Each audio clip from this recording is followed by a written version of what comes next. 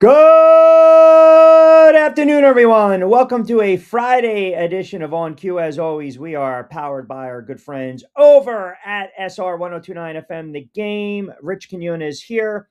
We got about an hour plus to play with on a very busy Friday. Get social with us. Very easy to do at Rich Q on Q. TikTok, Rich Q on the mic, IG and X at Rich Q on Q. As I mentioned, fast pace, a little more than an hour on this What the Frig Friday edition of On Q. We got to run through the gamut. Another busy week. We pretty much have put to bed in the world of sports. Hope everyone's having a good sports Thursday and you enjoyed it. And now we bleed into February 13th, 2026 on a Friday. Friday the 13th. Oh, my goodness. So here we are. Another week of sports in the books. John Bueller in the 5 o'clock hour. And I wanted to get into, there's a lot of NFL news that's kind of coming down over the last 24, 48 hours. We'll get into these potential trade rumors with the Eagles and maybe going after the all-world and for the Raiders, Max Crosby, the 49ers, and the Eagles, maybe a potential trade regarding or involving A.J. Brown. But I wanted to start with this Woody Johnson and this whole NFL winning the grievance against the NFLPA regarding report cards. Because if you've followed the NFL over the last several years, you know that the players, they want to give feedback ultimately, right? But yet owners don't want that feedback. So today it was learned that the NFL won their grievance against the NFLPA. So they basically effectively banning the union from publishing future player report cards according to a memo distributed to all 32 NFL teams obtained by the mothership Friday morning. The NFLPA, which we know is a very strong union, not as strong as the baseball union, said it's going to continue collecting the report card responses, even if it can't make them public. So if you're not really sure, if you don't really understand what this means, well, at the end of the day, it's pretty much this. You have an opportunity to give feedback. So there's all this information gathering and grading methodologies that are all put into place here. So an independent arbitrator ruled that report cards violate the CBA. And now they're going to issue an order protecting the disclosure of any future report cards according to a memo sent out. Okay. Woody Johnson, I guess you can score one for the Jets and Woody Johnson, because Woody Johnson basically is the one that kind of spearheaded this. Why? Because Woody Johnson and the Jets are graded piss poor. Johnson received the only F grade among team owners last season. The Jets ranked number 29 of 32 across the board. Now, you want to talk about how that assessment can be framed differently? After the NFLPA council admitted per the memo during the grievance proceedings that the union basically cherry-picked, right? This is the report, cherry-picked which topics and responses to include and had staffers write the summaries, and that players had no role in drafting the commentary, including the report cards. So just kind of give you an example. The Jets in 2025, their report card read, quote, rather than addressing concerns, players believe that management responded to 2024 feedback by making conditions worse. Now, these are employees. The players are employees of the Jets. They are allowed to have a say in this. So we continue, selected which anonymous individual player quotations to include to support the chosen narrative, determine the weight of each topic and the resulting impact of the alphabetical grades it assigned. So ultimately, all this is to kind of, I guess, cut through the red tape, is that you've got an owner in the NFL, in Woody Johnson, who owns the Jets, who's got more money than God, right? And now, because the players are grading the facility, being part of the Jets organization, maybe having some critiques, maybe being a little critical, Woody Johnson doesn't want to hear that. So Woody Johnson decides, you know what, because of this, I don't want to deal with this anymore. So now I'm going to take my ball and go home. And Woody Johnson is a freaking clown. I mean, honestly, and you've listened to me long enough. I'm not going to sit here and wax poetic and back to players, but I'm certainly not going to protect the shield. I'm not going to give you that nonsense propaganda. It's like, explain it to me like I'm a 5-year-old. And I thought JJ Watt brought it up perfectly, said it brilliantly. It makes no sense. The NFL won't let actual players grade the workplace they attend every single day, but they'll allow a third-party grading system to display their rankings on national TV every Sunday night. That's PFF. That's Chris Collingsworth, which I said for years, it's a conflict of interest. So he's right. JJ Watt is 100% correct. Like, what makes the third-party people? So I can't tell you that I hate the weight room. The food in cafeteria stinks. The trainer's never on time. Travel sucks. But yet, on national TV, I can have an ex-player who's in bed with the NFL, who created PFF, sit there and grade me publicly, but I can't turn around and grade the franchise. I can't grade how I'm treated as an employee of the franchise. That's a load of garbage. That's a load of garbage. How the hell do you know what these guys do? Do they know about assignments that each player has on that play, or missing blocks? Or, are they watching every single solitary route? Or they're basically looking at a box score and on national TV sitting there saying, this player sucks. This player is ranked, 36 out of 142. And this player is ranked, 8 out of 10. Says who? Says who? That's embarrassing. That's embarrassing. And by the way, this is the same owner that decided to throw his quarterback under the bus and say the team's offense would be good if the quarterback can throw the football. Think about that for a moment. Seriously, think about that for a moment. Like, that's where we're at. That's where we're at. Like, you don't want someone, if you're a manager or you're an owner, don't you want that feedback? Don't you want that feedback to know if your employees are happy or not? And instead, Woody Johnson is trying to control the narrative. That's all that is. That's all Woody Johnson. He's trying to control the narrative right here because he does not want the negative feedback. And that's a horrible look if you are an owner of an NFL franchise and worth billions of dollars. It's a really bad look. It truly is. Listen, you've got a former player that comes up with a grading system. And I mentioned this to you guys a week or so ago. Like, James Hasty played in the NFL for well over a decade, played a very high level. He created CPAS. CPAS is basically coaching performance assessment tool. That's all it is. And it ranks, it rates, it grades the coaches. Because the idea behind it was to get rid of the bias in football. That's really it. Like, let's examine the metrics of applicants for coaching positions. There is a science-backed algorithm to this. It is a science. At first, it was basically, and I was just speaking to James today. It was created to kind of work for racial equality in hirings, because we know all about the Rooney Rule, which is just absolutely nonsense. But now, this is basically fairness, competitive balance across the board. So let's level the playing field. Now we'll take it up another notch, where now you can start grading these coaches. And the problem with this, and it's not the problem that James's creation has, it's the problem that the NFL can't wrap their head around because they don't want to admit it.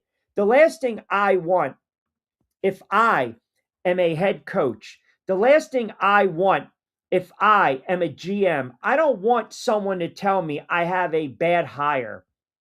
I hired the wrong coordinator. I hired the wrong passing game coordinator, the wrong defensive coordinator. Hell, if I'm a GM, okay, if I'm Howie Roseman, if I'm Joe Shane, if I'm insert GM here, there, I don't want someone to tell me based on these grades, I assembled a bad coaching staff, because that shows that I don't know what the hell I'm doing. And this has gotten a lot of pushback, even though he's got relationships with some of these teams in the NFL. So I bring it up because if you really break it down, what Collingsworth is doing on Sunday Night Football with the PFF, this is all subjective. It is. It's all subjective. It really is. Sometimes I'm sitting there and I'm like, wait a second. And he's the majority owner of PFF. He's the majority owner of PFF. So you've got a sports analytic company that he purchased in 2014 for like $6 million. And those grades come out on when? Sunday Night Football. And who's calling the games? Collingsworth and Mike Tirico. So I'm supposed to buy into, wait a second, my guy's an all-pro. You got him ranked 13th and 20. I mean, that's crushing his value. It's crushing his value. Like, what makes you say, or what makes you grade this player better than that player? And again, it's nothing, I don't have anything personal against Chris Collingsworth. I love him as a broadcaster, but I think this is a major conflict of interest. It really is. Because what if it's like week 14, 15, 16, and now all of a sudden I'm watching for the first time, I'm watching that tackle, that DN, that running back, and he's going to hit free agency, and you got him ranked 20 of 32, 31 of 32. And we know that's not the case.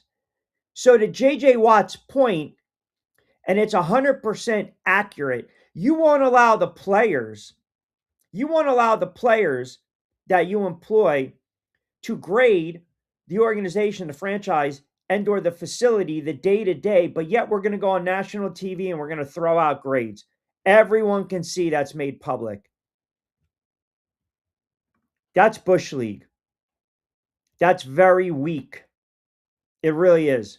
That's extremely weak. And I expect nothing less, you know, from the NFL, because this is what they do. And you can't, like, you need to today, it's like, yeah, you, you technically side with the players on this. You technically side with the players on this. And Woody Johnson is so afraid to have any type of backlash. Woody Johnson is so afraid to have anyone say anything derogatory or call in the question. But this is the same owner that came out and basically pissed all over Justin Fields. Oh, by the way, you approved them cutting a check to bring Justin Fields over as a free agent. It's a bad look. It's a bad look. And it just calls into question, think about it. The NFL employs who? Chris Collingsworth, right? And he owns PFF. So that makes sense. I'm allowed to grade these players publicly, but I can't have players turn around and call into question the organization or the franchises?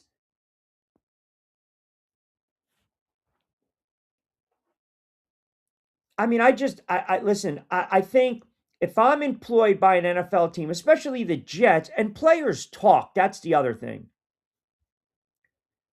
Like, let's not sugarcoat it. Players talk all the time. All the time.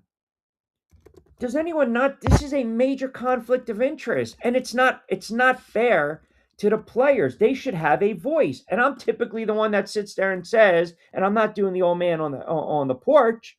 I'm not going to say shut up and play, shut up and dribble. Sometimes I'm like, you're making a lot of money, just deal with it. But in this case, their feedback, they are the league. Like, they are the league. And that's what people need to understand. The Shield needs to understand that this is a major conflict of issue. It is. Because you've got a broadcaster, a former player, using his broadcasting platform to promote his own company's data. Which now, what does that do? If I'm a player, I'm sitting here saying, wait a second, it's week 13. I got 16 friggin' sacks. I got 10 tackles for loss, an interception, 2 forced fumble, 36 quarterback hits, and you got me ranked where? And I'm a free agent. So that directly influences players' value and the public perception. And that's not fair. That creates this feedback loop where I'm almost sitting there on the air validating my own product. And that's bullshit. That's unacceptable. It's unacceptable. Where's the accuracy in this? What James Hasty is doing with his grading system, there's a science behind that. It's science driven, okay? It's science backed algorithm. He's got professors all over the country. Like, I put more stock in that than PFF. It's maddening to me, the hypocrisy that the NFL is all the time. All the time. It's maddening. The league is driven by players. Players.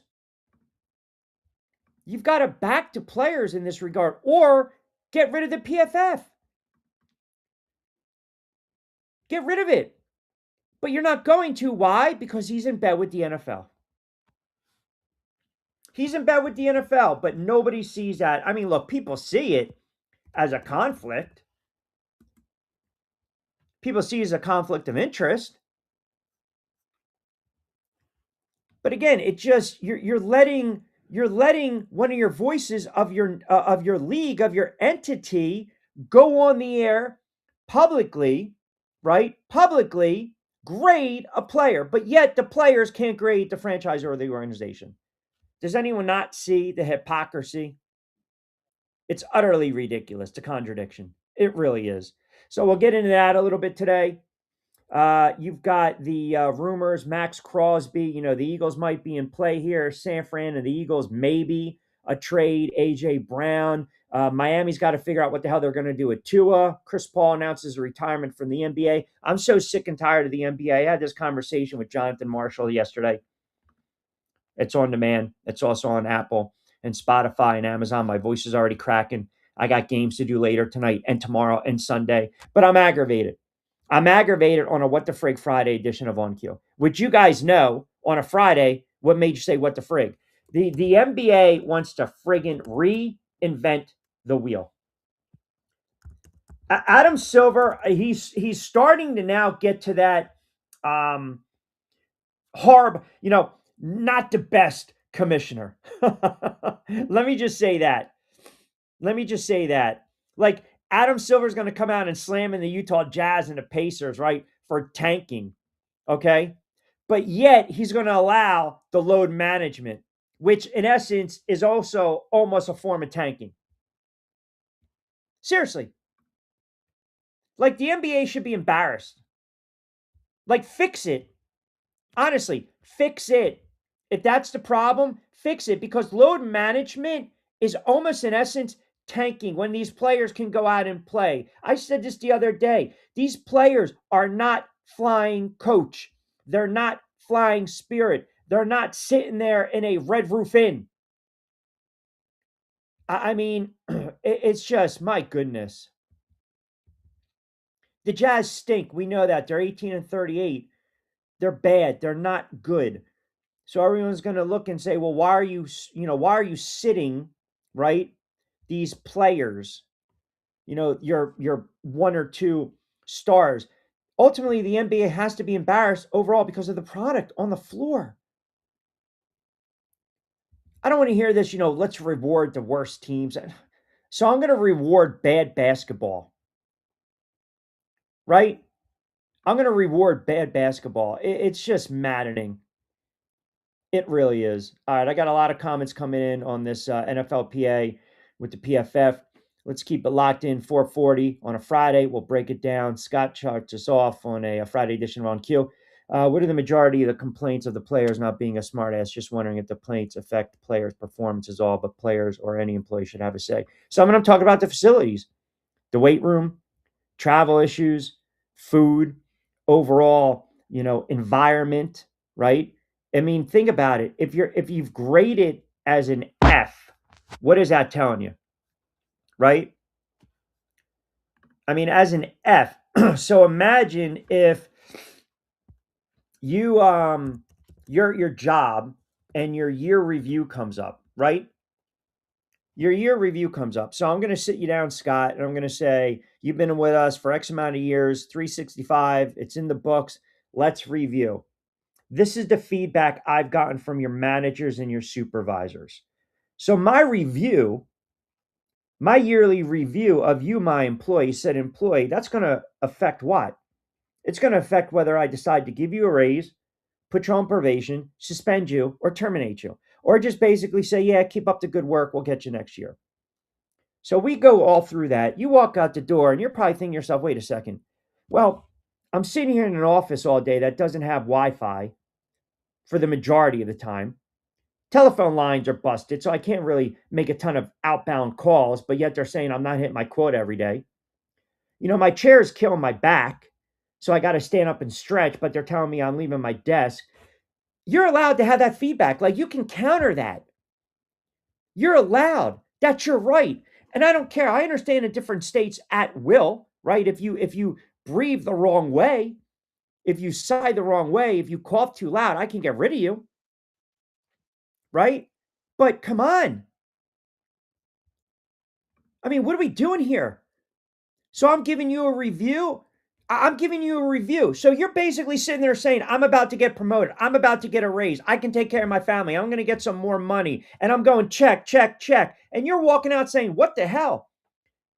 This guy, Quinones, this guy doesn't know what the hell he's talking about. Phone doesn't work. Chair's killing my back. I got no friggin' Wi-Fi. How the frig am I supposed to make my outbound calls? How am I supposed to send emails? How am I supposed to hit my quota? It's the same friggin' thing the NFL is doing.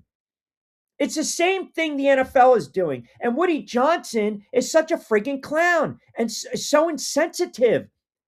Yeah, you're an owner of the Jets and your facility, not the facility per se, but how you treat your employees sucks. And your employees happen to be football players who line up every Sunday and battle for 60 minutes. Now, the product wasn't the best on the floor, but as an employee, I have a right to give you that feedback. Food sucks in the cafeteria. The weights are rusty. You know, there's water leaking. The field sucks. I'm tearing up my knee. I'm tearing up my Achilles. I'm tearing up whatever. And travel is always an issue. I'm allowed to give you that feedback. So when as an owner, you give me that feedback, I don't want to hear it. So then I run to the NFL and I file a grievance. That's weak. That's absolutely friggin' weak. And I don't typically side with the players. I respect them, but I typically don't. And I don't typically side with the owners. This is not I'm not telling you right now I'm protecting anything because I don't get paid by the NFL. I'm not on their payroll. I can say whatever the hell I friggin' want to say. I'm not policed. But this is a bad look by the NFL. And JJ Watt, what he's saying is 100% accurate. So I'm not allowed to give you any type of feedback, but yet the NFL employs basically a broadcaster who played in the NFL, who every Sunday night, when you see the starting lineups and you see the rankings, PFF, Rich Quinones, University of York College, whatever, YCP, right? 6 out of 7. All right, we'll call it a little lower. But still, you know what I'm saying? That affects my value. That affects the public perception of how people look at me. And that's got to stop. And that's a conflict of interest. It is a conflict of interest, period. New headphones, who this? He 12 man, aka Heisman, aka Steeler Nation, aka Duval, affectionately known as Vince. Got a suggestion to fix this report card situation. Instead of players doing the report cards, fans can do one each year in their local affiliate and publicize the results for the players. You're talking, yeah, but we're talking about, but how would, no. Hold on. Let me backtrack because you're a little goofy today, Vince. Wonder what the owners would prefer to hear for fan feedback or player. I think player feedback is least tethered to reality. But fan feedback doesn't mean diddly. It doesn't. It doesn't because fans blast owners all the time. Owners don't care. Owners understand if the players don't play, they're not going to make money. The NFL survives.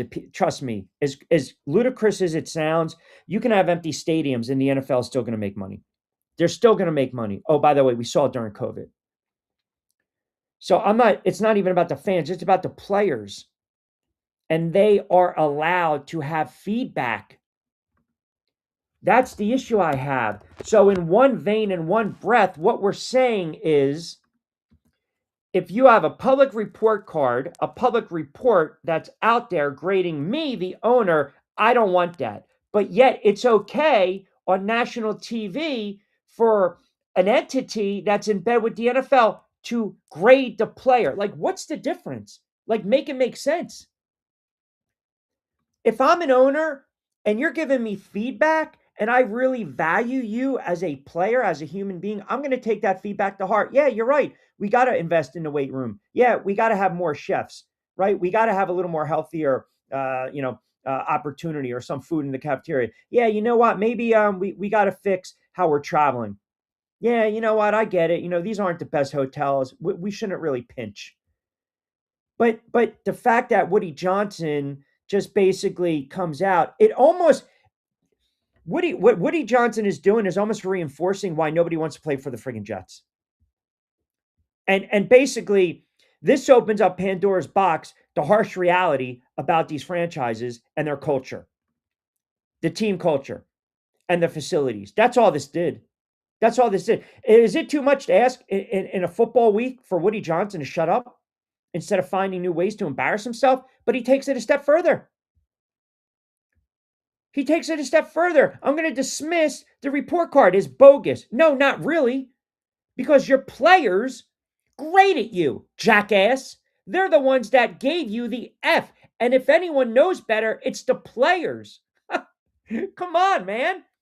I got an office full of 10 employees and you guys are grading me. I can't sit there and call it bogus. I got 10 people, all 10 agree. What does that say? Forget about this guy being an albatross holding the Jet franchise back. It's an embarrassment to the NFL. Look, as a Giant fan, I can't stand that friggin' stadium. It went corporate too. Forget about the playing surface. But now people are going to look around, players are like, I'm not going to this franchise. It made the playoffs what? How many times and how many years? Oh, wait, they haven't made the playoffs in 15 years. They're coming off the disastrous 3-win season. Okay? You're not going to get the number one pick. You're going to get number two. You need a quarterback. The head coach is in flux. You had to go bring in an offensive coordinator with head coaching experience. And you got you got an owner that decides during the season to publicly embarrass his quarterback by basically saying in so many terms, the quarterback sucks. It's a joke. Absolute embarrassment. The NFL should be ashamed. They should. They should be ashamed. Broncos country would have gave us a friggin' Super Bowl. That's another thing I'm still annoyed with. I'm not going to say Stidham. I would like to saw Bow Ball out there in Bronco Ball last Sunday against the Seahawks. It would have been the greatest prediction I've ever made on the air, besides me saying Donovan was going to get traded to Washington, which I have on audio. But imagine if Denver's winning the Super Bowl, Michael.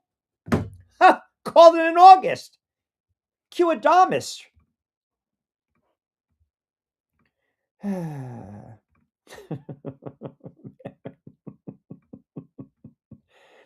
A grade of F would be worse than high school facilities. Think about that for a moment. Yes, think about that. Think about that for a moment. It's ludicrous. Somebody tell me what crew is because I get more competition. Oh, what? Nose to bars. What? Vince, I got to go back to combo with Costco yesterday. Read the room, Vince, about NCAA B-ball. Couldn't agree more about the regular season. Completely meaningless. Any team that misses a tourney sucks and deserves no eye. Oh, stop it. You ever hear bubble teams, Vince? When we sit there and we say the last four in, the last four out. Joe Lunardi with his bracketology, 4 in, 4 out. Broncos could have won bowl if healthy, had a chance. I believe you're right. I believe it would have been a much more competitive game. It would have been a highly competitive game. What do we got there? Matty chimes in. He is a Jet fan. Q, couldn't agree with you more. I'm so sick and tired of this friggin' franchise. KC chimes in. Q, did you hear the latest? Eagles are going after Crosby. What say you? I mean, Crosby's name is going to be attached to a lot. Uh, I'm not going to sit there and say that it's a go. He doesn't want to play with the Raiders anymore. Would it be Howie like? See, that's the thing. If I see 215, I'm not picking up the phone. If I know it's Howie Roseman, I'm not picking up the phone. I'm not. Now, I did see the A.J. Brown to 49ers, the potential trade, right? Because obviously the Eagles are going to entertain offers for A.J. Brown. And then I also saw, this was great. Speaking of jackasses, did you guys see this? This is another what the frig moment on a Friday. It is amazing how we just basically like body language. I can't stand, and I have a habit of doing this, especially if I'm calling games or I'm calling the fights. Sometimes we overvalue body language. So, we'll sit there and say, we don't like his body language right now between rounds. He's not even paying attention. His eyes are all over the place. And then what happens? He gets knocked on his ass the following round. So, this is great. So, Emmanuel Acho, right, who basically every other week it almost just sticks his foot in his mouth worse than Ryan Clark does. I mean, this guy just does not like Jalen Hurts. Apparently, he saw Jalen Hurts at a party just kind of by himself, just kind of hanging out, doing his own thing, right? Just, at a Super Bowl, at the Super Bowl, sitting by himself at a party, hey man, what's going on with that, right? So he's basically coming out and saying that, this is why he doesn't have leadership qualities. This is why maybe the Eagles should look elsewhere. This is why now there's a thought the Eagles might draft a quarterback in the second or third round to push Jalen Hurts. And it's like, oh my God, are you kidding me? So, my man, you're the dude that sees the dude at the party and you're just basically going to speculate. How about having the friggin' balls and walking up to him? How about that? Like, walk up to him and be like, what's going on, Jalen? You just relaxing by yourself, man? Hey, man, you mind if I sit down for a couple minutes? Instead of just coming out with some of these asinine takes. So now because Jalen Hurts is chilling by himself, he's not a friggin' leader? Oh, my God. Joe D chimes in, QR, ultra cranky on a Friday. I am cranky on a Friday. My voice is shot, and I'm aggravated with this NFLPA, and I'm more aggravated with the fact that, we're sitting here and when it comes to the NFL, it's such a contradiction. It's such a contradiction. You can't have Collinsworth have a stake, a creator, a PFF, and wax those grades out there on Sunday Night Football that can be harmful to players, and their stock goes down, their value goes down. Sammy D, Slinging Sammy chimes in. That's my man Sammy D in Delaware. Q, I'm not really sure what the players were complaining about. A lot of it was about the facilities. That's really what it is. The facilities. That's one of the reasons that they got the Jets were graded poorly. But the player's allowed to mention that. The player is allowed to have a concern about the field. Are they not? Look, the Jets were 3-14. Their offense was 30th, and their defense was 31st. So, yeah. And oh, by the way, the Browns didn't score very well. Okay.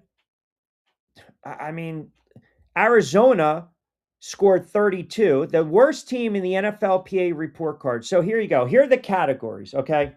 For Scott that asked before. Let's use Arizona. Treatment of families, D+. That's a big thing, is it not? Right? Food dining area, D. Nutritionalist, B. Locker room, F. Training room, D. Training staff, C. Weight room, F. Strength coaches, C. Team travel, B. Head coach, A. Ownership, D-. So they graded the worst team in the league with their locker room, training room, treatment of families. That's big stuff. New England 31. Second worst team in the NFL. And they got a D, they got an F in the weight room. And team travel, F. Cleveland, sorry, Scott, 30. Treatment of family, it seems to be the theme, D plus. Locker room, F. Training room, D plus. Team travel, it's all team travel. Here are the Jets, ready?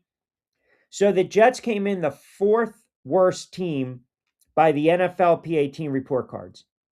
And obviously, Woody Johnson is the big reason these are over now, right? Because he was the leader in the clubhouse to get the NFLPA to stop releasing them to the public. Treatment of families, C. Food dining area, C. Nutritionalist, B. Locker room, D. Training room, C. Training staff, C. Weight room, C. Strength coach, B. Team travel, C+. Head coach, B. Ownership, F.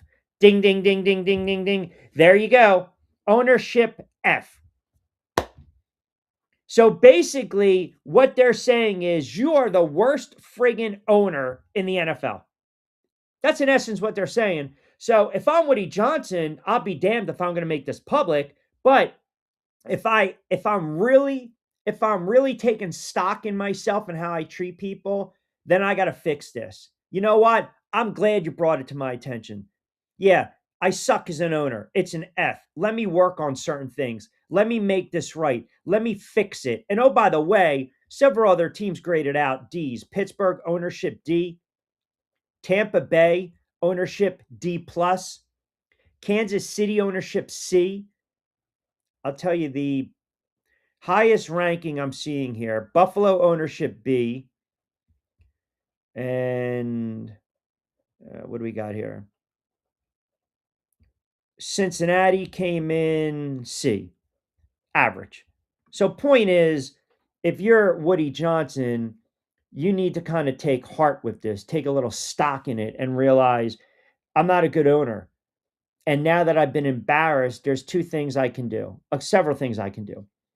I can look in the mirror and say, I got to treat the players better, their families better. I got to get these facilities up to snuff. I mean, what do you think? These guys are afraid of writing a check?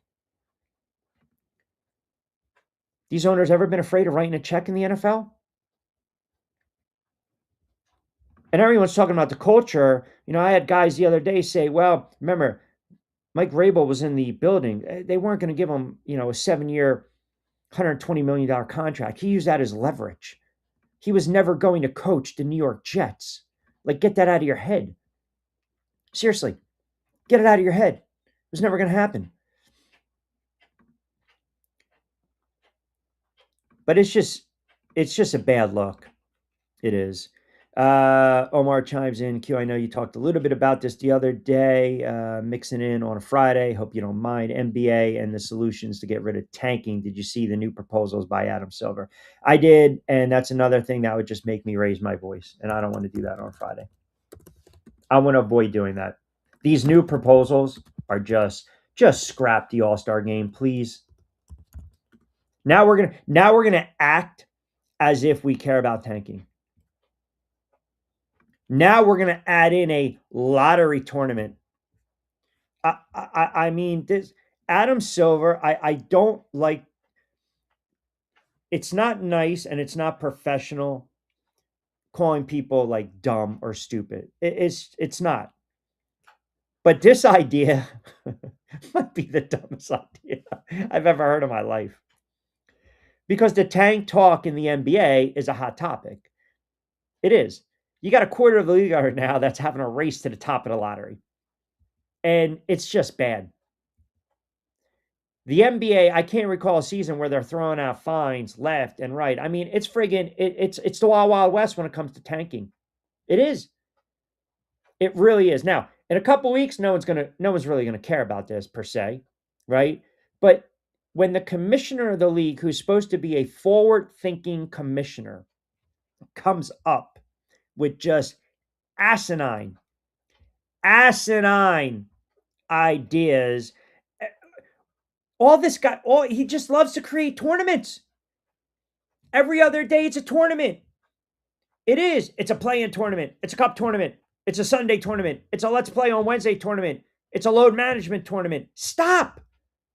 Stop. In-season tournament, lottery time. Stop already. Just, my God, someone take away his pen and paper. Please. Please.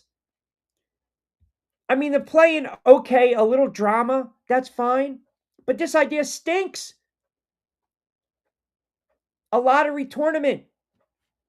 I'm telling you, what does he do? Does he just sit in his office? He fiddles on his phone. He's like, oh, wait, here's an idea.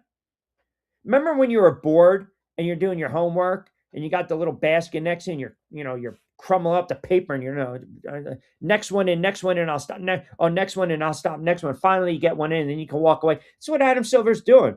It doesn't work. Oh, if this goes in, this is the idea I like. Ooh, 2-point count it. I mean, come on. This is just so basically to determine the draft order, the NBA, they want teams that, basically stink. Let's now play in a tournament to see who stinks even more. I don't get it. Why am I rewarding you for putting out a bad product? That's all. That's what doesn't make sense to me. And that's the problem with the league, and that's the problem with the NBA. If it's a generational draft, I kind of get it. I get it. I'm not tanking my way into a tournament. It makes no sense. It doesn't. And the ratings were up start the season, and now you got to deal with the slop of the All-Star game, which is horrendous. It's bad. He's not a good commissioner, and I can poke holes around a lot of it, to be quite honest with you. All right, 502 on a Friday. Quick timeout. John Beeler from Fanside, and on the other side, a lot of comments coming in. Keep it locked in. Good stuff when you guys get social with us. As always, at Rich Q on Q, TikTok, Rich Q on a mic. Like, comment, subscribe to the YouTube channel. We're powered by good friends over at Get Ready with Tea, Three Brooks Bourbon, fresh roasted coffee, and of course, Play It Again Sports. Quick timeout. We'll be back in 30. We'll come back on the other side.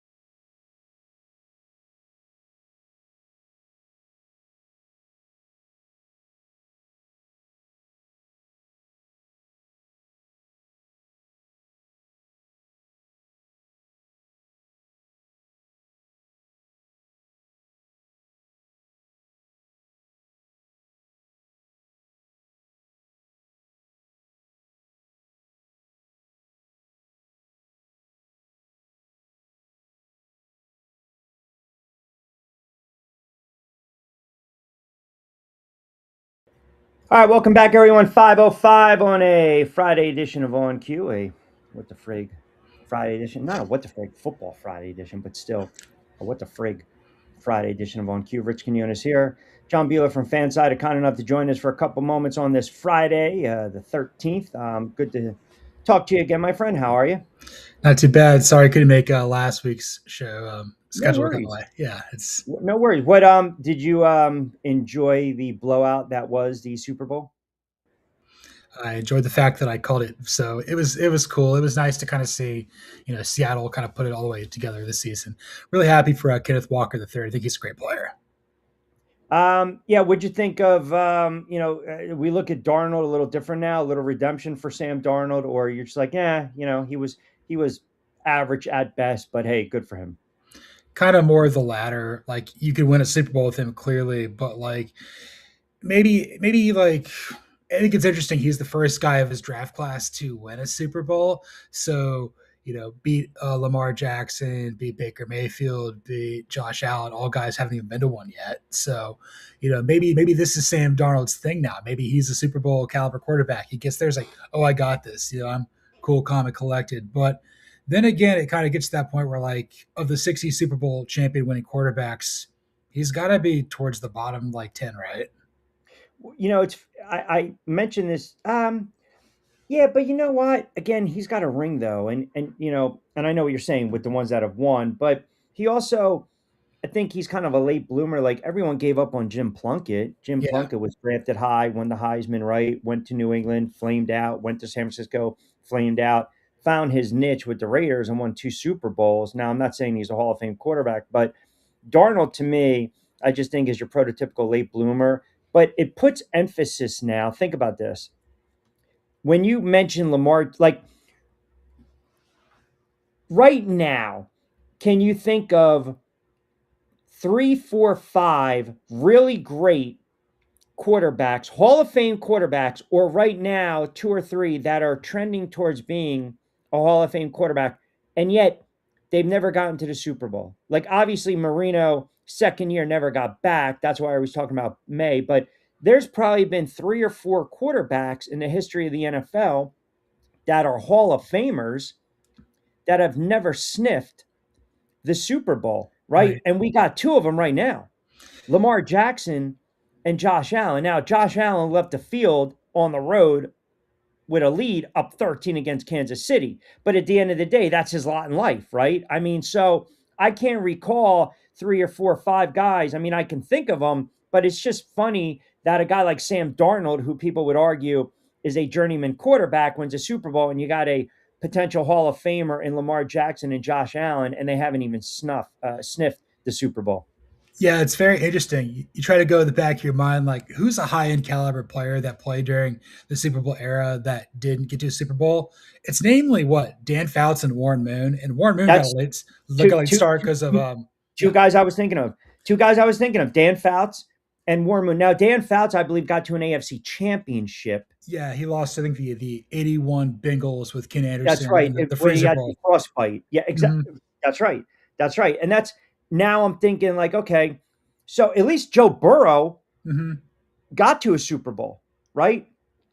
Now, is he trending towards Hall of Fame? I guess my point is it's always the quarterback position, and how are we going to look at like a guy like Lamar Jackson and Josh Allen? I think they need to at least get to one Super Bowl to validate their career.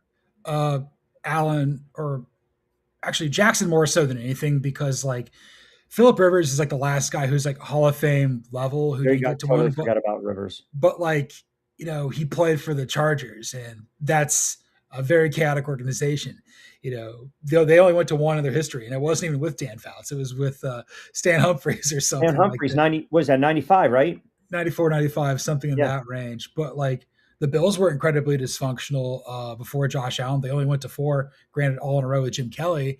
But like the Ravens, when we think about the Baltimore Ravens, this is a top four stable franchise in the NFL. Like we think of them and hold them in such high regard because of ownership in the front office.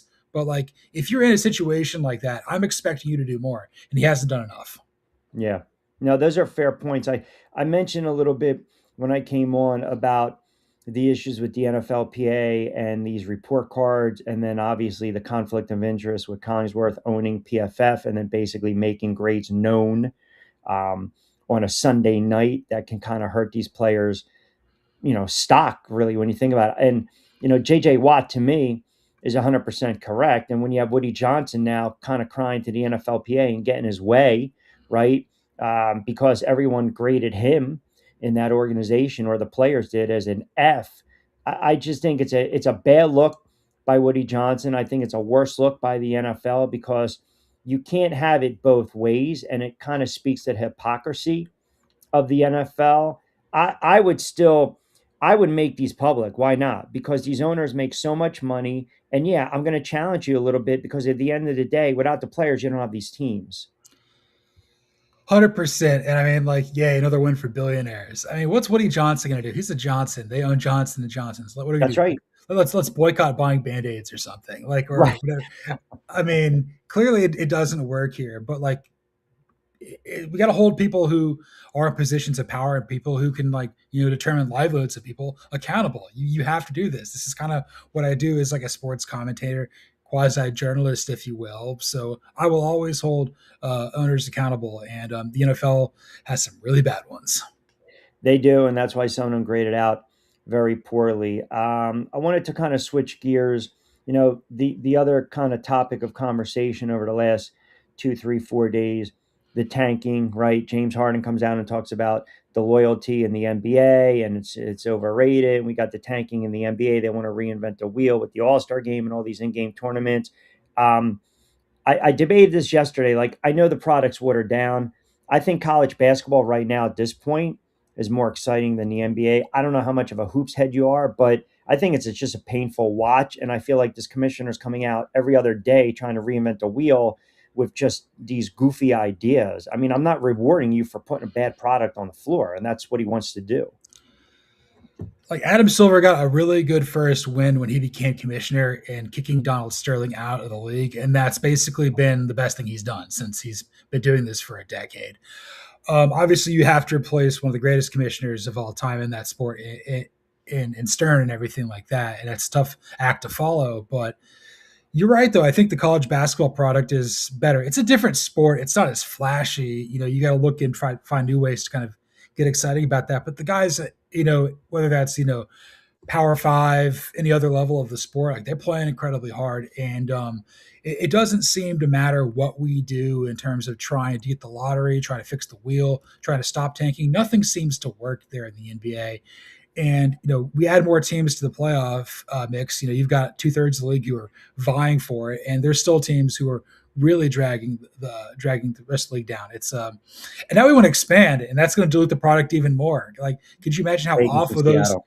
yeah, how awful those teams are going to be in Vegas and Seattle for a couple of years? It's going to be. Yeah. We all remember how bad the Grizzlies and the Raptors were when they first came in. They were terrible. Yeah, yeah. I mean, and that's the other thing. They're trying to go global, and they want to push.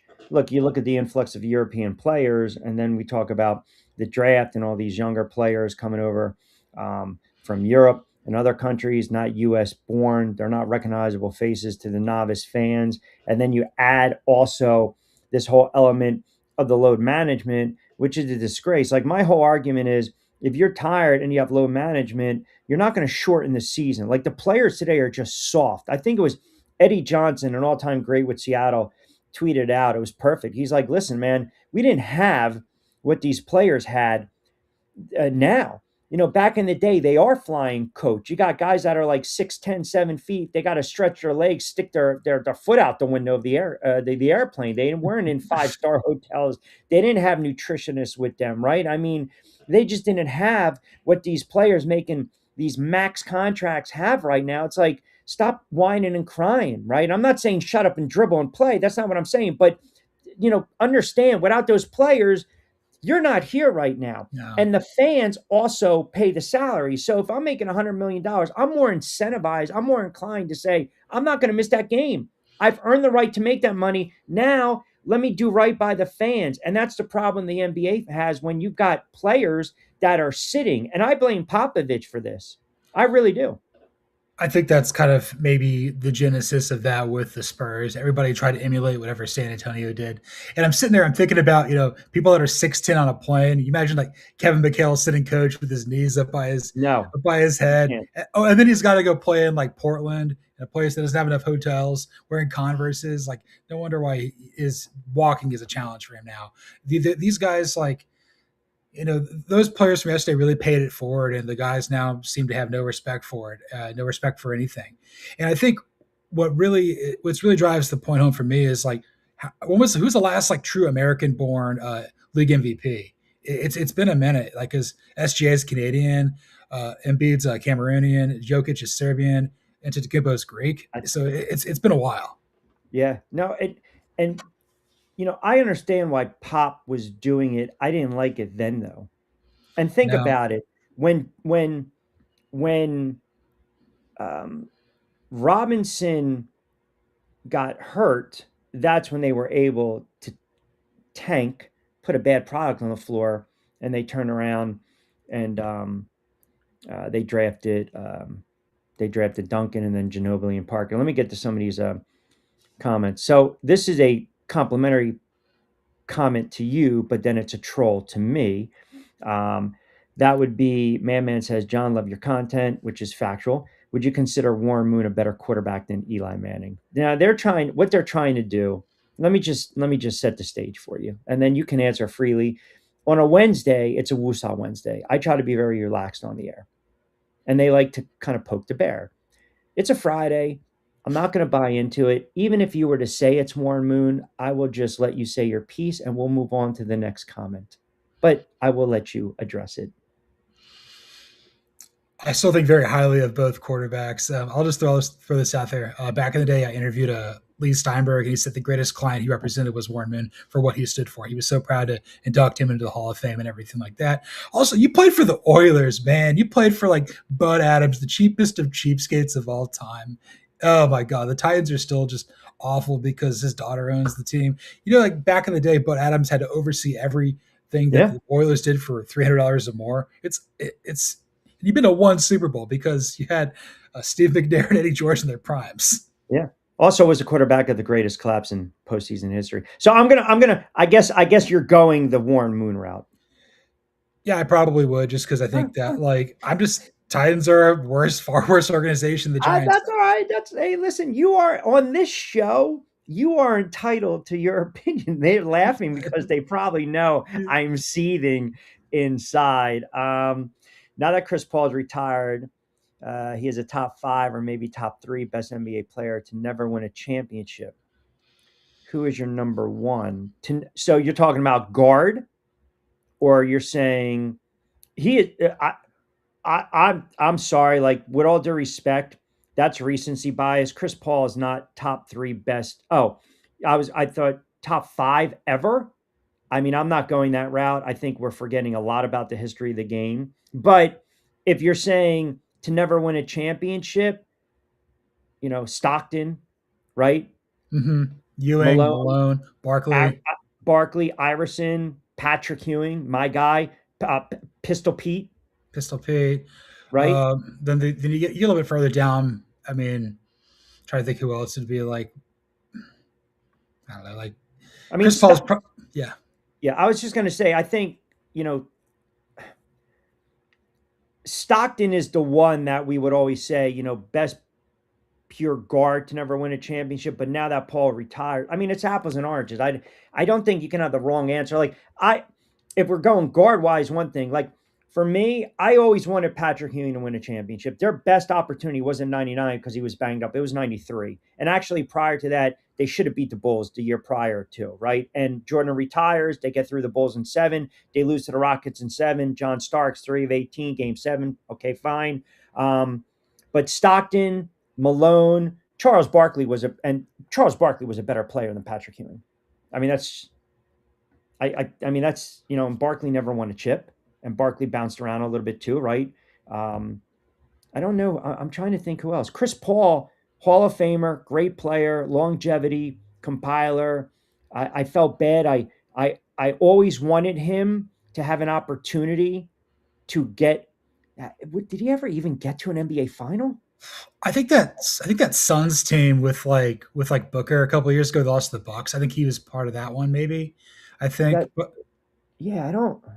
And if it is, it's like singular. He wants some really good Clippers teams. I mean, other guys way back in the day who never won one. You're right. One time, 2021. Yeah, like Reggie Miller never totally won forgot one. about that. I mean, it's like, wow. And if you remember, they actually, I just pulled it up. They were leading the Bucks 2-0 in that series. Yeah, that was a wild one. But Giannis could not be stopped in that postseason. So yeah, Chris Paul is certainly one of the top 10, 5 players who's never won one. And I think that just because so many guys have won one, but that's not to discredit him there with that. I think that No, but you know what? I think we shouldn't. It goes back to the NFL. Like Dan Marino. So this was many, many years ago. I was at this event. It was Johnny Unitas was still alive. I mean, think about this. You're in a room Yeah. with Dan Marino. I was in a room with Marino, Johnny Unitas, Joe Montana, and I think the fourth one, Joe Montana, Johnny Unitas, and John Elway. And I got to find the photo. So I'm like the Mount Rushmore. And somebody asked Dan Marino, you know, what's it like to be I mean, the wrong question. You know where I'm going with this. They asked him, what was it like to be one of the greatest quarterbacks to never win and he just didn't want to hear it. Like No. because you, it's not fair to tag the fact that he never won a Super Bowl. Like, are we now diminishing his body of work or his resume? So, kind of what the commenters were saying, just because you don't win or get a ring or win a championship, it doesn't mean you didn't have an outstanding and or Hall of Fame worthy career. I think Yeah. we put too much stock in that. Is my point. There's plenty of opportunities to celebrate guys who didn't do that. You talk like basketball. Reggie Miller never won one. Dominique Wilkins never won one. These are great players. You go baseball. Ernie Banks never made the postseason. No. Mike Trout's played a one postseason series. Yep. These are all time greats. And Yep. but Danny Tomlinson never won a ring. Like That's right. there's players all over the place that do this. So it's hard, but like it could be a cherry on top. But it's mean to be But to I ask. don't you think it's but not to cut you off, don't you think it's more attached to I feel as though in the NBA, baseball it's pitchers, so it's wins and losses, right? In the NFL, it's always wins and losses with the quarterback. It's not with the wide receiver, it's not with the tackle, it's not with the running back, right? It's not with the defensive end. In the NBA, I'm not going to sit there and tell you, oh, Magic Johnson won 1,000 games, right? In his career. Like it's just weird how the NFL, the wins and losses are for the guy under center, and that's how we're judging them.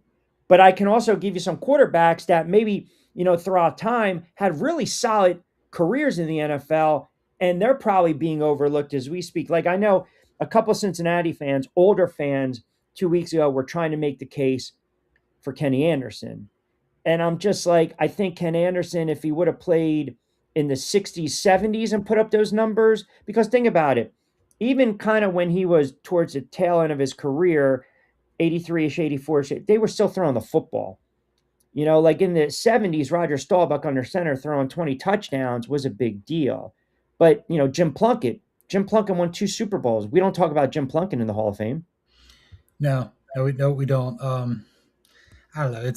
There's plenty of guys who haven't won one that are really good. Yeah. There's levels to it. Ken Anderson, Boomer Esiason, Donovan McNabb, Matt Ryan. There's a handful of other ones as well. It's such an interesting argument at the end of the day. Yeah, and that's, the Ernie Banks thing is just crazy. He played 19 seasons, 1953 to 71, because I pretty much have all his cards. I have his rookie card in 53. My favorite card is 56, but 53 to 71 never appeared in a postseason game. How is that even conceivable? How is that even possible? The Cubs, man. That's the only thing I can say. Plus, you only had like what?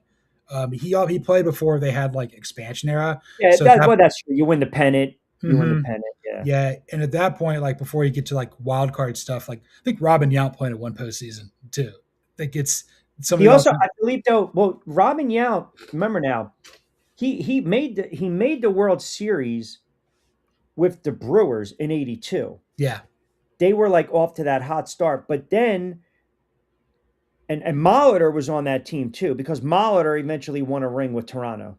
yeah. I think he left like very early '90s for like Toronto and stuff like Yeah, that. late in his career. But I mean, Don Mattingly. I mean, to me, Mhm. I still believe Don Mattingly should be in the Hall of Fame, because if you look at Don Mattingly's numbers and Kirby Puckett's, they're almost identical.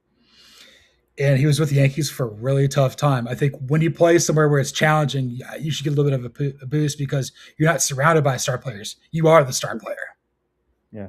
What'd you think of the Phillies releasing Castellanos and then playing the friggin' victim with his little thank you note? I mean, what a friggin' clown and a horrible contract the Phillies gave him.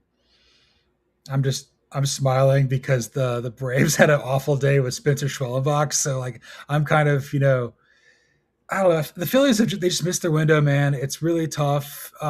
Should have won a World Series with that core. It's over.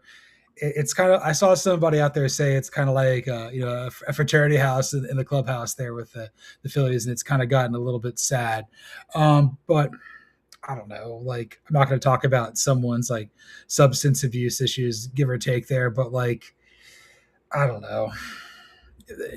It just kind of signifies that that era of Phillies baseball is kind of in the past, and whatever they're doing now, like, is just going to try to like it's you're not going to be able to recreate what you had in like 22 and 23. I think it's going to be very hard for the Phillies to win 90 games. Mm-hmm. Yeah, I really because do. And the offseason has been unspectacular. I mean, you mm-hmm, lose out on Bichette, right? yeah, Ranger goes to Boston. mm-hmm, Uh, you got, Zach Wheeler, right? I mean, you're talking about major surgery when he's going to be available. Um, the defense is still an issue. It's a liability. And the team's getting a little older as well. And right now, and I'm not a Met fan, I would probably hang my hat on the Mets, even though I'm a little more confident of them making the playoffs at minus 250. Um, I just feel as though you bring in Peralta, that's an established frontline starter. You got Williams, he's going to rebound. You got a revamped bullpen, and it might be a toss up between your Braves and the Marlins because I just do you feel there's a lot that separates or a little that separates the Phillies, the Mets, and the Braves? it's very close. It really wouldn't shock me if any of them like won the division. Like you're looking at potentially like three of the six teams in the NL kind of like getting in from there. Look, the Braves had a year from hell a year ago. It was awful. I think the Mets are probably the team to beat in the division right now. And then Philadelphia, you got to hope that like you can find something from within to overcome this because like you can't go out with a whimper. But it seems like it's Yeah. you're going to. Michael chimes in. Donnie Baseball's a Hall of Famer. Man says Donnie Baseball got the shaft. Didn't the Yanks win it immediate season after? Yeah, they lost. Remember the double martini, Edgar Martini? They lost to the Mhm. Mariners, and then the next year they beat the Braves in six. Yep. Yeah, There's yeah, Charlie Hayes making the catch in the last out, right down the third baseline. Yeah, that's timing, man. yeah.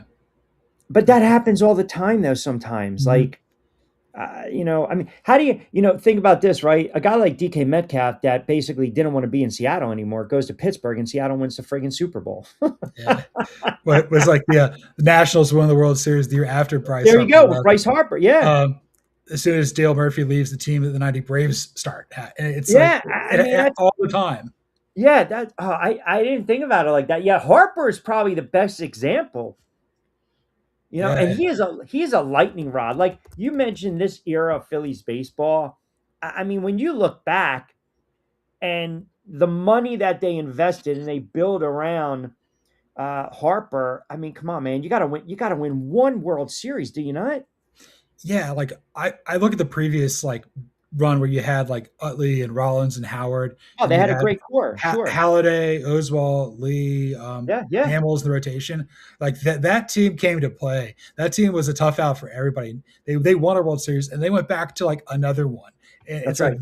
that's and they were kind of struggling there in the '90s for a while, and they just figured it out. When you have that much talent, you have to figure it out. It's your job. That's what the money's for.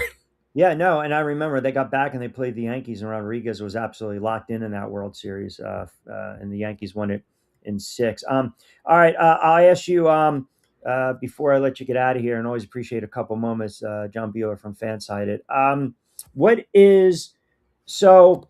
Miami has to make a decision, and I guess they're leaning towards just basically eating that that albatross of a contract with Tua. So you got Tua, Kirk Cousins, you got Fields out there. Aaron Rodgers looks like he's coming back. There is a thought that Derek Carr wants to come out of retirement. You know, I'll give you the quarterback. You tell me where they're going to be next year. Tua. Um, Miami are out of the league, kind of, sort of. I just feel like I feel Ooh. like I it's like Deshaun Watson. It's just so bad. And I don't Out know. of the league? I Ooh. don't. Maybe that's a little mean here. Ooh. It is a What the Freak Friday, but I'm sitting here. I'm thinking about this. Like, who the hell is Jeff Halfley going to get to play quarterback for him, man? I, I don't know. You got to go bridge route. The Jets are going to have to go bridge route. And now the funny thing is, you got players basically coming out saying, "Don't touch Kyler Murray." There's another quarterback, Kyler Murray, Mm-hmm. with that albatross of a contract. Yeah, that's going to be. I mean, I guess you roll with him in Arizona, and maybe Mike LaFleur Oh, got I that think he's job. done in Arizona. Okay, that makes sense. I mean, I'm trying to think like. So what? Here you go. What's more likely to happen? Can you see Derek Carr? And I know the comments are going to come in. Can you envision a scenario where Derek Carr and or Kirk Cousins are a bridge quarterback in Cleveland? um, maybe I kind of see Cousins on the Jets for some reason. I don't know. I feel like that's rough. I don't see Derek Carr going to the Jets either. I think in a way, with Todd Monken taking over there in Cleveland, it wouldn't shock me if they draft Carson back in the third round. That'd be awful. But like they To had a lot of push success at Sanders? Georgia. But to push Sanders potentially, I think I think Monken and Halfley have an advantage over some of these coaches because they've got such a steep college background. So maybe they'll kind of go with a younger, cheaper guy before the 27 draft class comes around, where it's more than just Fernando Mendoza. And then with Cousins, can you envision any scenario where he's back in Minnesota? I feel like Minnesota, I know why they fired the GM, but let's just, the elephant in the room is you let Darnold walk and Darnold wins a friggin' Super Bowl. And it's a horrible look, right? And I don't know if they're, I think Harbaugh really was kind of gaslighting McCarthy coming out of the draft, right? I don't think this kid's the answer. And I know he's had some issues with injuries, but they need a quarterback. Like I think that's a spot where maybe you could look for Cousins and Carr potentially. I think people really like Kevin O'Connell, and even if you bring Cousins back and they play over McCarthy, like whatever, that's enough of Mensa's like draft pick, and you can just eat Yeah. that, Right, you know, right. because that'll be I think what year 2 or 3. You don't have to give him the 5th year option. You can cut ties with them, whatever. You did trade up for him, which was stupid, but like, um, I don't know. I feel like because it's a new GM and new everything there, and Cousins had such tremendous success, in Minnesota playing for that coach, I wouldn't rule it out. Plus, I would think what Chicago and Green Bay made the playoffs out of your division. Detroit was close, and you weren't at Right, all. right. Yeah, Detroit's they have a very it's a very important offseason for them. And Green Bay, unfortunately, the injuries hit them at the worst time. I think Chicago, there's going to be a lot of buzz, right? Recency bias, Chicago offseason. Here we go. A lot of money on the Bears, maybe getting to Super Bowl, maybe winning it. I'm going to pump the brakes on that, but I will kind of put you on the spot. Give me one bold offseason NFL prediction right now. One bold season, off-season NFL prediction right now. Not Could be a a, trade, release. It could, Max Crosby, agent, whatever. um, I'll stick with the Bears right now. I think they get to the NFC Championship. I don't think they go to the Super Bowl, and I think the following year they pull back. Wow. All right. What do you got going on the pod? Oh, you know what? I do have I have a habit of saying one more because I did want to ask you, were you surprised a little reversal with the kid Chambliss with the ruling? Yeah, it was it was so long. Like the judge was reading from pages for like an hour plus. It was like a Bill Simmons podcast. It was going on forever, man. Um,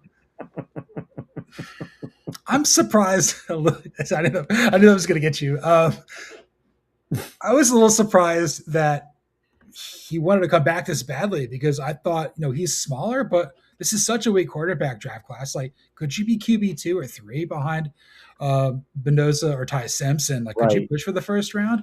I saw enough out of this guy last year. He's incredible. But also to go back to play for Ole Miss when it's not Lane Kiffin and it's Pete Golding, who I think will be good, but like you don't have the momentum of the best Ole Miss team in 60 years. But for him to get an opportunity to play again, like stinks for me as a Georgia fan because we got Ole Miss on the schedule, and that's going to Well, it be was weird though. It's like yeah, it's case to case, and then the NCAA has really no authority in the situation. So, my guy from On Three, Costco, pointed out, you get the right judge, then you can kind of get whatever ruling you want. I mean, so it was like no denied. Now all of a sudden granted. yeah. Joey Aguilar is hearing for Tennessee for his 8th year is going on right now. Yeah. Well, how about the kid from Montana, 30 years old? The linebacker. I mean, I feel like it's like you got the call right before midnight. The governor called, and all of a sudden, we're going to stave off execution right there. I mean, but this kid's 30 years old. We talked about it yesterday, and Costco was like, well, if you really kind of, if you break it down, all the lack of game. And I'm like, no, no, no. He's 30 years old. Like, seriously, I get it, but let it go. we, Like, we move all on. we all can't be professional students, Rich. We all just can't do it. All can't be in a classroom and live a fairy tale life. We got to get out there and put in the work. Yeah. I mean, my goodness, how many, oh, man. It's just, there's, like I said, there is no, when it comes to the NCAA, zero rhyme or reason. All right, what do you got going on with the pod? Anything you dropping baseball wise, college football? Um, Podcast wise, trying to just entertain myself with college football before we get to spring ball here. Definitely gonna talk about Trinidad Chambliss on Sunday's episode for Monday. So that's cool. Then on the Falcons side of things, obviously the James Pierce Jr. situation is just awful, and I'm trying to think of anything else moderately positive to talk about. We're done with Kirk Cousins in Atlanta. He's gonna make too much money. Maybe Joe Flacco will make our team elite. Maybe that's who we're getting. Man. Yeah, I totally forgot about that kid getting arrested. That really is that's a troubling story, man. That really Yeah, is. yeah, you just gotta let the legal situation play out because it's just what are you gonna do, man? It's awful. Yeah, I mean, it's just I think sometimes though, not even players, just people, they don't think before they act, right? Because No. there is, at the end of the day, man, you got to be held accountable for your actions. So, all right, brother, good stuff, man. I appreciate the extended time, and I'm glad we got you back on a Friday. We will do it again. I'm not sure if I'm traveling next Friday, but we'll we'll fit in a spot during the week. But I always appreciate a couple moments, pal. Thank you so much. All right, sounds good. Catch you later. All right, there you have it, my guy, John Bueller. Good stuff. We got a lot of comments coming in. I don't know what names I butchered this time, but we'll read them off on the other side. All right, quick timeout. We'll come back. We'll get some comments in, little NBA, little NFL. Of course, you guys with your comments to close it out. So don't forget, we're powered by our good friends over at Fresh Roasted Coffee, Three Brooks Bourbon, Get Ready with Tea, Played Against Sports, 2 locations, Deptford and Mount Laurel. 30 seconds back after this.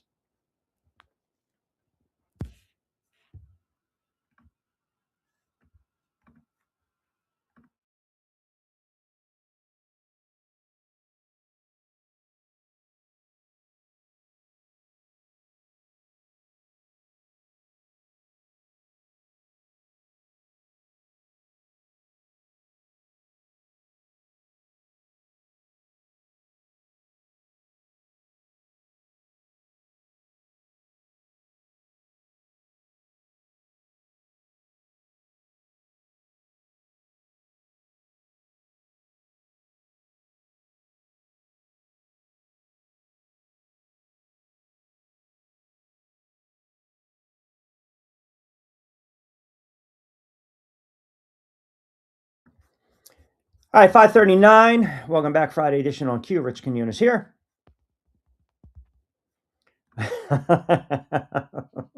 I missed the name butchering, but you did say Josh Allen walked off the field up 13. I said Josh Allen walked off the field with the lead and 13 seconds left. See, again, you're not going to do it to me. You already started. I'm telling you right now, I'm in a good place on a Friday.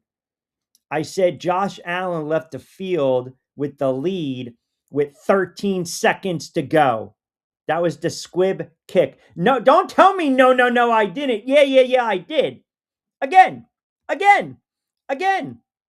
You want another? Do you want another? That's all I'm going to say. I'm not rewinding the tape. I'm not stopping the stream and then going back. Rewind it yourself. Send me a screenshot at RichQ on Q. Star chimes in. Q. Manley's numbers are exactly identical to Kirby Puckett. They're not exactly identical, but they're pretty close. Don Mattingly's numbers and Kirby Puckett's numbers are eerily similar. Yeah, they are. Don Mattingly, for a 5-year stretch, was the best player in baseball. He was top 5 in MVP voting. Go look at his numbers in 85. He was unbelievable. He was unbelievable. 84, 85, 86, 87, 88. Don Mattingly was the best player in the game. But you know what hurts Don Mattingly? 1 year, one time in the playoffs. That's it. That's what hurt Don Mattingly. Kirby Puckett won 2 World Series. But Kirby Puckett, his numbers are just very, very similar. Very similar to Don Mattingly's. And Kirby Puckett, I love Kirby Puckett. He was a great player. No denying it. But I'm pulling up the numbers right now. And this is for the stat geeks if you guys go by WAR. Kirby Puckett's WAR was 51.1. He had 2,300 hits, 207 home runs, 318 batting average, over 1,000 runs, 1,000 ribbies, 134 stolen bases, OBP 360, slugging 477, OPS 837. Okay. Don Mattingly, his WAR was 42.4. He compiled 2,100 hits, so he's about 200 less than Puckett. 222 home runs, more than Puckett. 307 batting average, Puckett 318. 1,007 runs, Puckett 1,071. He had more ribbies than Kirby Puckett. Don Mattingly didn't steal any bases. His OPP was 358. Puckett was 360. Slugging was 471. Puckett was 477. OPS 830. Puckett was 837. Sarge, you might be right. These are very comparable. And Puckett played 12 years. Mattingly played 14 years. Now, Puckett, the best finish Kirby Puckett ever had MVP was 1992. And he was also an all-star 1, 2, 3, 4, 5, 6, 7, 8, 9. But you're also, when we talk about the burst that Mattingly had, kind of like Kurt Warner and Terrell Davis, Mattingly was an all-star 1, 2, 3, 4, 5, 6. Gold Glove 1, 2, 3, 4, 5, 6. MVP 85. And I think, and remember, Don Mattingly also had just dealt with back issues his entire career. I mean, imagine how many games Don Mattingly would have played if he didn't have a bad back. I mean, you got to be fair here because it plagued him throughout his career. It really did. You just got it. No, you didn't. No, I just got it. I just got what? What happened? Where'd it go? Did I miss it? What happened?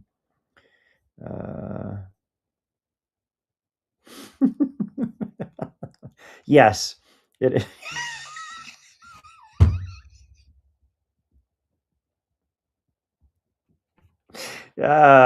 Great movie.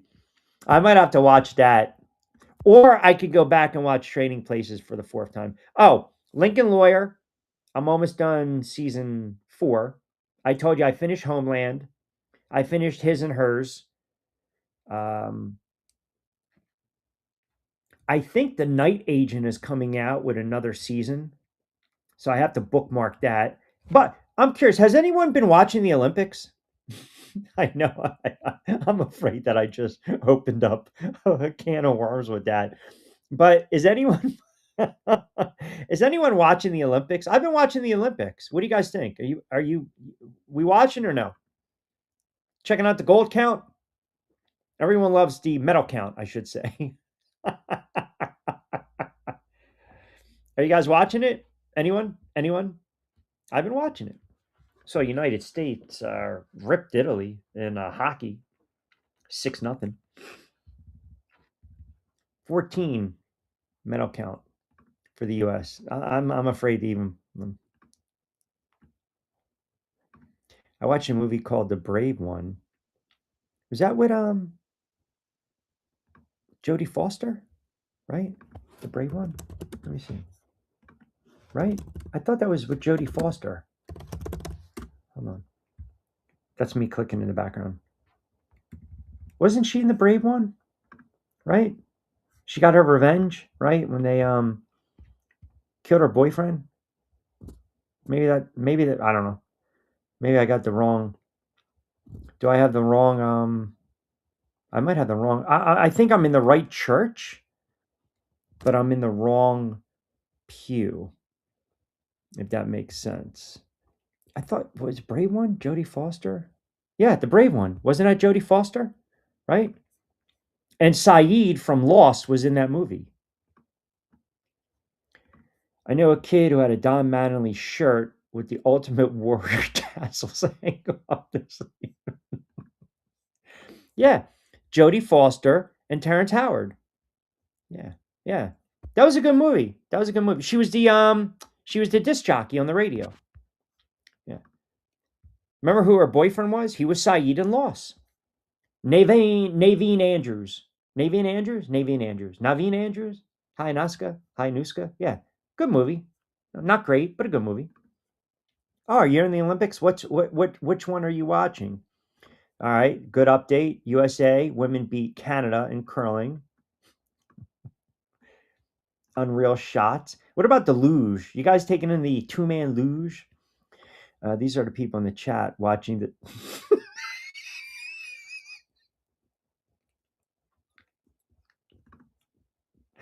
uh curling. Huh. Q, did you see the back and forth? Tom Brady and I did not. What happened? What I miss? I did not. I did not. I saw that Michael Beasley is playing for Bad Bunny's team in Puerto Rico though. I did see that. No, what was going on? Tom Brady, Logan Paul?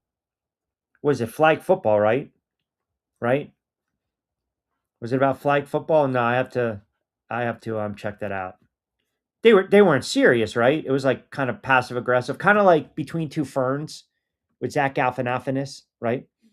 One of my friends from Mount Laurel loves the two-man luge.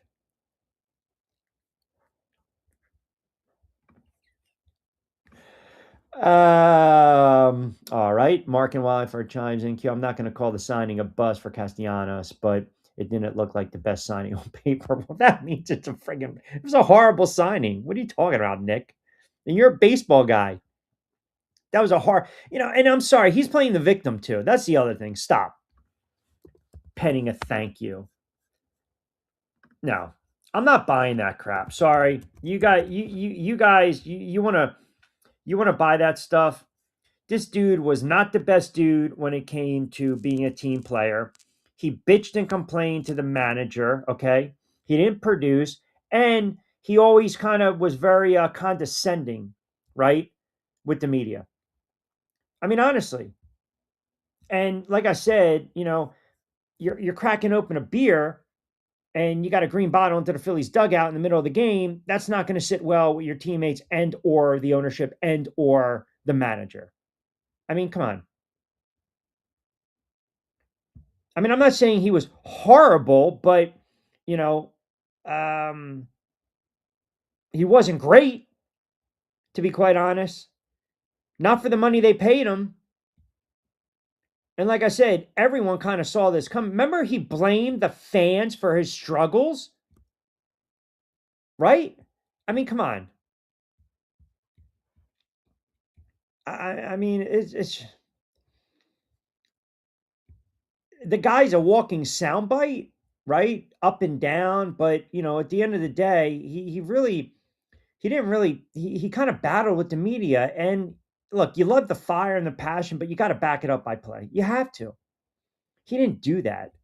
He didn't do that. I mean, they couldn't trade him for a friggin' bag of baseballs. Eating 20 million. And I think right now he's going to have a hard problem. I mean, he's an enigma. Don't get me wrong. There are players like that have come and gone in Philly. Frustrating, standoffish, could have their moments, their spurt. You like the bluntness, but then sometimes you're like, what are you saying? Let's be a little entertaining. Here we go. But again, it just it's not it's not it's just not a good look, some of the stuff that he did. That's all. And, obviously right now the Phillies decided to go in a different direction. What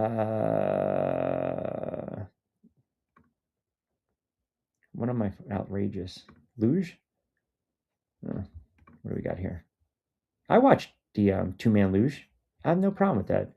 Well, baseball talk is bringing back memories of my dominance in RBI baseball. Ooh, that's not bad.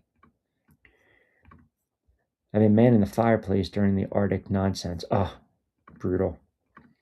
I mean, I will say this though, the weather's breaking a little bit, so the snow's starting to melt. I still, that freaking groundhog, for the life of me, what's his name? What's it? Puxatani, Phil, whatever the hell he is, little whack-a-mole. It just annoys the hell out of me. It sees the shadow, 5 more weeks of winter. It's brutal. But there's a little saving grace because it's still, the day stretches and then it gets darker later, which is always a good sign. That's a Punxsutawney, right? Is that what it is? Punxsutawney or Puxatani? Is it P-U-N or is it P-U-X? Puxatani or Tawny? Let me phonetically do this. You guys can't hear it. It doesn't matter. Oh, wait, he died? Oh no. Okay, wait. Yeah, he's alive. All right, I was just checking. So I just pulled up. AI is saying that freaking groundhog is 140 years old. I mean, is that? That's not possible. That's not possible. Groundhog's what? Like 15-year lifespan here? Should I trust AI right now? Should I chat GPT this? This is nonsense. So guys are telling me it's Punxsutawney, and I've been saying Punxsutawney. P-U-N. I'll take your word for it. Yes, I did see the crash. She crashed again. Yeah, I mean, I give her credit for, wanting to keep her career going, but I don't know. She was lifting weights with the torn ACL or the bad knee. I mean, she's an all-time great. She's an all-time great. And oh, by the way, let me just say this too. I have no problem with when these athletes are interviewed, you have a platform. So a lot of the questions are going to be, when you win or you medal representing your country. And it's going to be, it's been the hot topic of conversation. It really has. Honestly, since the Super Bowl with the Bad Bunny performance, where I told you guys the other day, if you don't like something, you don't have to watch. And then, a lot of response was, well, how do I like it if I don't understand it? Well, how do you not like it if you don't understand it, jackass? But be that as it may, you know, I'm not going to, if athletes that are representing the U.S.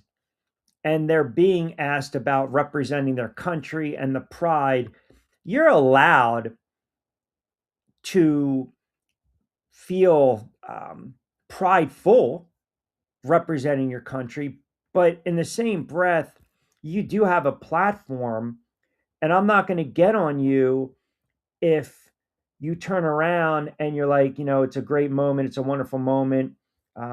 It's a prideful moment, but maybe there are some things I don't like right now in this country. Like, I'm not going to, it's free speech. It's free speech. I'm seeing and hearing a lot of other talking heads come out of the woodwork because some of these athletes, like, the whole shut up and dribble, shut up and play, shut up and just go medal. I'm kind of over it. I think I use different phrases with it. Like, I get tired of the whining. You make a lot of money, just go out there and play. But at this point, they're going to say what they're going to say, athletes. We shouldn't get so bent out of shape. Like, you guys were shocked the other day that I didn't go off on James Harden because everything he said is accurate, but consider the source. Here's a player that's forced his hand everywhere he's gone, but what he's saying is not accurate. So I didn't really have a problem with it, right? So what happens is the other day, you had the one Olympian come out, and I'm trying to think of the name. I think it was the half pike skier, right? Hunter Hess, right? And I think one of the freestyle skiers, they said, "quote I love the USA, and I think I would never want to represent a different country in the Olympics." This is the I just want to make sure I put this up right. This is Chris Lillis. With that being said, a lot of times athletes are hesitant to talk about political views and how we feel about things. I feel heartbroken about what's happened in the US. I think that as a country, we need to focus on respecting everyone's rights and making sure that we're treating our citizens as well as anyone with love and respect. Waving the flag doesn't mean I represent everything that's going on in the US. I really, and maybe it's me, I really don't see a problem with that um, comment. I don't. I really don't. How does Doc? I have no idea why they did that. She probably put pressure on him. If you were manning the fire, did you miss the target and hit the wall with the log? I don't know about that. Phil was minus 10,000 to see the shadow. Ooh, really? Minus 10? Oh, is it punks? I got to Google it. That's what we say. Just Google it. I think you might be right. I think as it stands right. No, it's P-U-N. No, not punk. It's P-U-N-X. Punks. A tawny. Punks a tawny Phil. It's punks a tawny Phil, not punk. Punks a tawny. There you go. I remember years ago when your radio show Dog from Mount Laurel called and asked,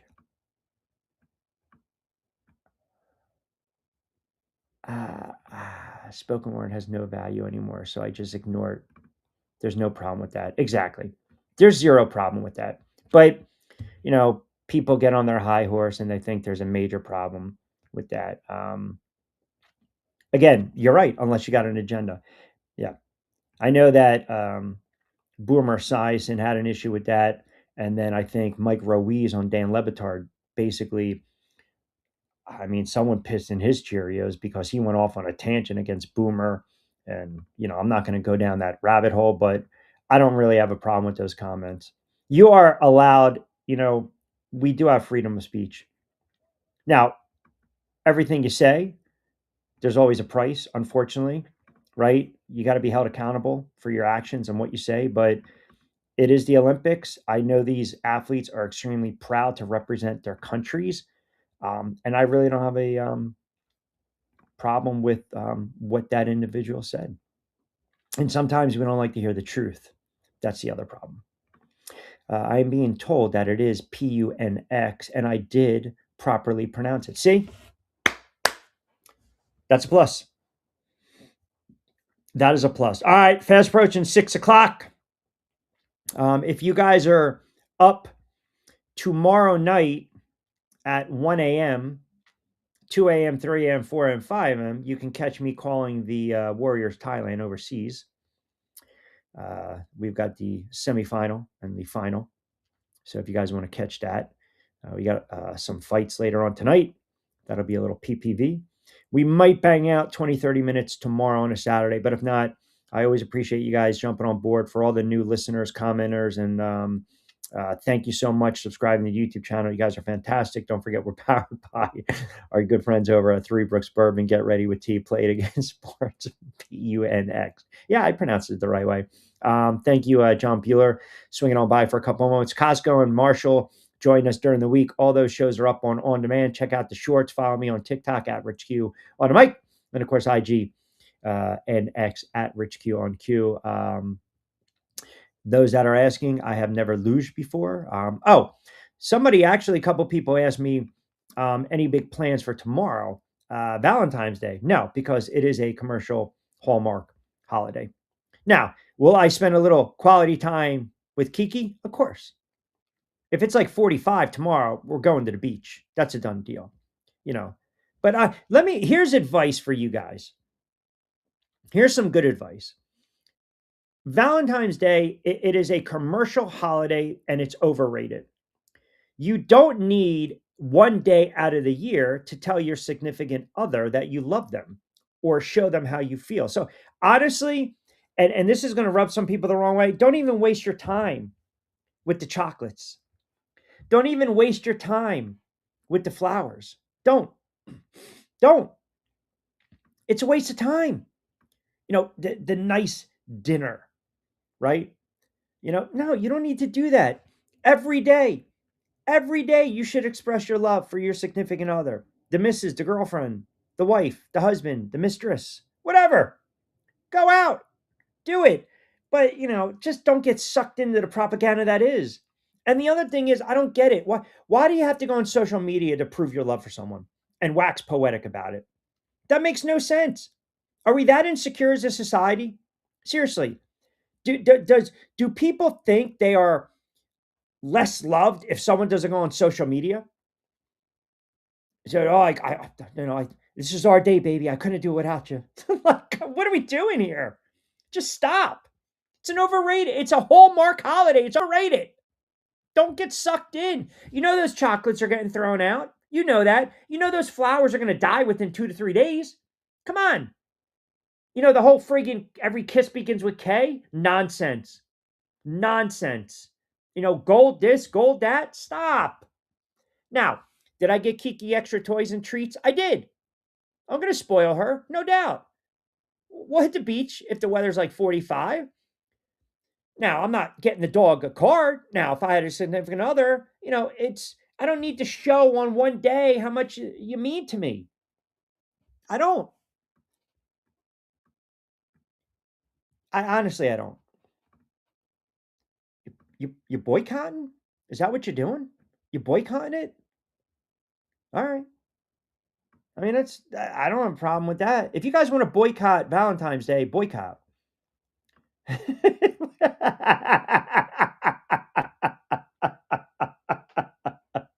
Yes. So, yes, I'm sorry. Like, I hate going down this path, but that's the reality. I see on social, I'm like, oh my God, what are you doing? I get it. You're in a relationship, right? Sally and John met in 2022. They're in a relationship. Why tomorrow does John have to sit there and go on Facebook and tell the world that he friggin' loves Sally? Seriously, is Sally that insecure or vice versa? Does Sally need to go on Facebook and sit there and say, where would I be without John? I mean, honestly, is John that insecure? Nonsense. That bothers me. That annoys me. That annoys me. Where are the Punks and Donnie boys? They haven't seen their friggin' shadow since the 49ers woodshed them. I don't know where they are. I have no idea where the ghost of Luca Brasi. Can you imagine the Bunker Boys on Valentine's Day? I mean, their significant others would never see them. They'd be in friggin' hiding. Remember, they do a little peekaboo? That's what they would do. They would literally come out of nowhere. They would literally just peekaboo. Think about that for a minute. Just a little, just like, boop, and then that's it. And maybe throw some chocolates and a flower. I mean, they're the ones that saw their groundhog. Johnson rods, wrenches being thrown around. God knows, gavels. I don't know. You tell me. That's horrible. That would not be good. That would be a Dateline special. All right, 6 o'clock. Don't forget, we're on SR 1029 FM The Game. Coastal Sports Radio, Coastal Sports Network, part of the AUDACY app. You guys are unbelievable. You guys have a wonderful Sports Friday. A Punxsutawney. And oh, by the way, enjoy your Valentine's Day tomorrow with your significant other. And make it a very, very special day. And always tell them that you love them. See, that is our PSA as we close it out. A little positive note on this Friday. All right, we'll be back in the saddle on Monday. As I mentioned, a little fight tonight. We got the hoops tomorrow and Sunday. If you guys want to check us out very early, I'll tweet that out at 1 a.m. if you follow me on social at Rich Q1Q. If not, we'll talk to you guys on Monday. Check the notifications. We might be able to squeeze on a half an hour tomorrow. Talk a little more hoops and a little NFL. If not, definitely on a Monday. And boss says, you know what? Save Xmas gift cards for V-Day. Hey, it's all about recycling. That's exactly what it is. Dollar store, 35 cards. You're off and running. You're set for 35 friggin' years. It's all about being pragmatic, and it's all about being just, you got to think ahead. You got to think ahead. Matt in Delaware with the final word says, Q, I'm shocked you actually pronounced it the right way. Punxsutawney. Punxsutawney Phil, and he lives to see his shadow. So a couple more weeks. All right. We'll see you guys on Monday. Have a wonderful sports weekend. You guys, as always, be safe, be sound. Appreciate you tuning into Friday edition of On Q. As always, I'm Rich Quinones. Hasta luego, buen día.